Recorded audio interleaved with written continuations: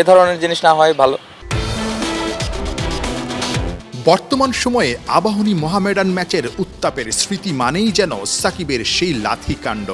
ঢাকা লিগে সব অন্যায় অবিচারের বিরুদ্ধে ট্রেডমার্ক সাকিবের সেদিনের সেই প্রতিবাদ। সাকিব যখন ওই কাণ্ড ঘটাচ্ছিলেন, শান্ত তখন আবাহনীর জার্সিতে নন স্ট্রাইকিং এন্ডে।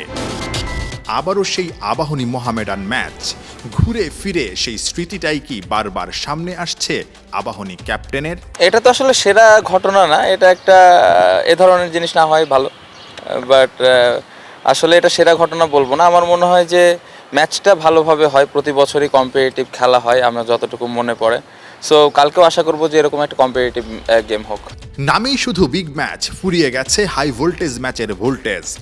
বহু আগে পুরনো জৌলুসটাও হারিয়েছে। ঢাকার ক্রিকেটে আবাহনী মোহামেডান এখন শুধুই ঐতিহ্য আর মর্যাদার লড়াইয়ে রূপ নিয়েছে। চলতি লিগে চিরপ্রতিদ্বন্দ্বী দুই ক্লাব এখন শীর্ষ দুইয়ে।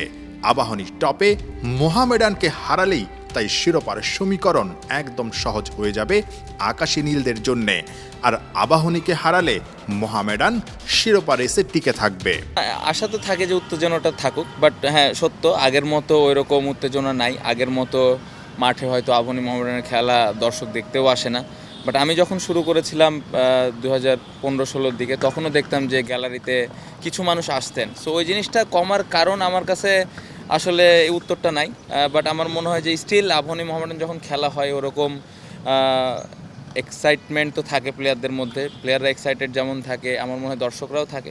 বাট খেলা কিন্তু ভালো কম্পিটিটিভ গেম হয়। সো আমি আশা করবো যে দর্শকরা আগে যেভাবে আসতেন ওইভাবে এই ম্যাচটা আসবেন এবং প্লেয়ারদের সাপোর্ট করবেন।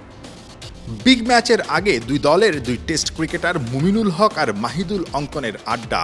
প্রস্তুতি সাদা বলের হলেও মাথায় ঘুরছে টেস্ট ফরম্যাটটা। নাহিদ রানারা তো এর মাঝেও সেরেছেন লাল বলের প্রস্তুতিটা। আমরা দেখেছি নাহিদ রানাকে এইখানে আপনারা যখন আবাহনীর প্র্যাকটিস করেন তখন লাল বলে প্র্যাকটিস করছে। আলাদা আলাদাভাবে টেস্ট ক্রিকেটাররা চেষ্টা করছেন। কোনো কারণে কি একটু প্রস্তুতি ঘাটতি কম মনে হয় কিনা? কারণ আমরা সাদা বল থেকে কিন্তু আবারও লাল বলে যাচ্ছি। ইন্টারন্যাশনাল ক্রিকেটার হিসেবে বা পেশাদার ক্রিকেটার হিসেবে এটা আসলে মানিয়ে নেওয়াটাই স্বাভাবিক। তারপরও একটু প্রস্তুতি ম্যাচ থাকলে কি ভালো হতো?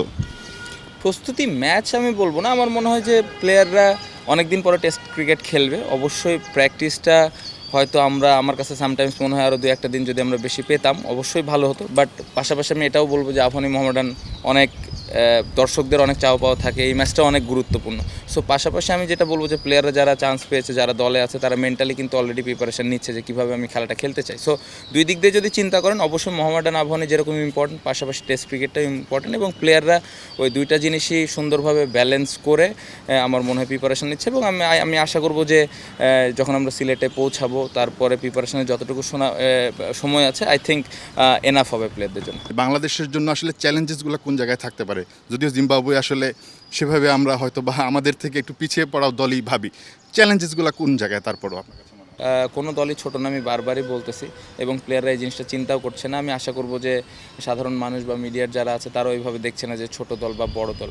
খেলাটা আমাদের কত ভালো ক্রিকেট খেলতে পারে এটা ইম্পর্টেন্ট। লাস্ট ইয়ার যদি আপনি টেস্ট ক্রিকেট দেখেন, আগের থেকে ইমপ্রুভ হয়েছে। আমার যতটুকু মনে পড়ে আমরা 4টা ম্যাচ জিতেছিলাম। সো ইম্পর্টেন্ট, এবছর আরও 6টা টেস্ট ম্যাচ আছে। গত বছরের থেকে কীভাবে আমরা ভালো রেজাল্ট করতে পারি, তাহলে আমাদের টেস্ট ক্রিকেটটা সামনের দিকে আগায় যাবে। দু দলে খেলছেন টেস্ট টিমের 7 জন। শনিবার ম্যাচ খেলে রাতের ফ্লাইটেই সবাই উড়ে যাবে সিলেটে। 13 এপ্রিল থেকে সেখানেই জিম্বাবুয়ে সিরিজের ক্যাম্প শুরু হবে। নাহিয়ান বিন জসিম, 71।